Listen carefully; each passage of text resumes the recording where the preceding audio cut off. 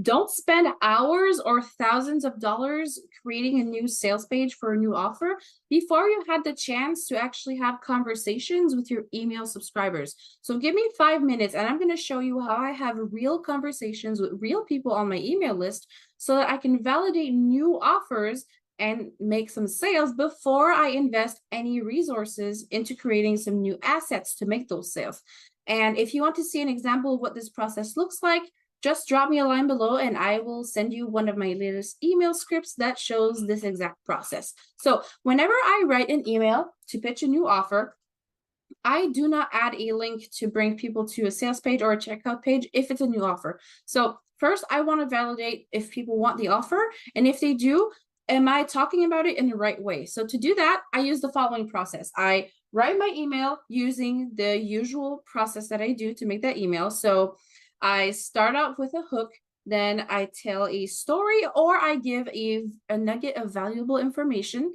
Next, I make a segue into the offer. And in this case, the offer, I'm telling people to hit reply if they want more information.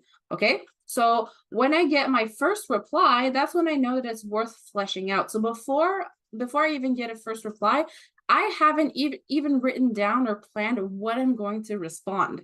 But when I do get that first response, that's when I know, okay, it's worth fleshing out. Somebody said, I want to know more. So I write a description of what my offer entails. So this description will include when it starts, when it ends, what outcome they'll get if they get it, how exactly it works, like what we're actually going to be doing, and what the investment looks like. So send an email, somebody hits reply. I draft this for the first time. And then if other people hit reply, then I will send a modified version of this script. I modify it because in some cases, I may know some things about that specific subscriber. Like I may have talked to that person before. And so I may be able to customize it a little bit based on what they need at the moment. So for example, I had a subscriber respond about an offer and that offer involved optional paid ad management, but I knew that that wasn't something that she was specifically interested in. So I edited some of the lines to let her know that, it was totally optional to have the paid ads. And I actually had something else in mind for her in order to be able to get the same results, but without the paid ads. So once we are here and I get a few replies, depending on how much the offer is worth, there's not one set number of replies that I'm looking for. It really depends on what type of offer it is.